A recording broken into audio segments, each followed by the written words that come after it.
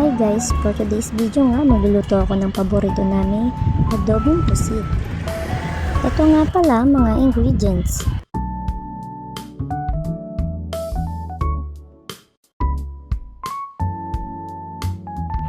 First step, magpapainit muna tayo ng kawali at ilalagay natin ng mantika. Una ko ngang igigisa ang luya. Sunod naman ang sibuyas. Kahit ano naman pwedeng unahin dyan, ang importante, unahin ako, Charlie. Nilagay ko na rin ang bawang. Pag lumabas na nga ang aroma ng sibuyas, bawang at luya, ilagay na rin natin ang tomatis. At kapag nakomatos na ang ating tomatis, ilalagay na natin ang ating pusit.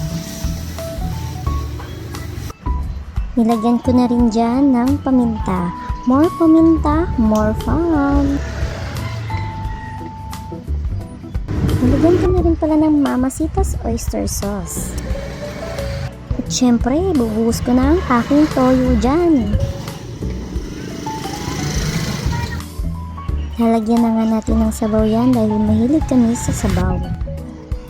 Syempre, hindi magiging adobo yan kung walang suka, hindi galing sa kilikili mo ha. Yung patatas nga ay optional lang, request lang ng aking lolo, gusto daw niya ng may patatas. Syempre, di natin nahaluin yan, papakuluan muna natin yan at lalagyan na ng pampalasa. Tinuyo na nga ang aking bunsuan. At ayan na nga, ito na. Thanks for watching.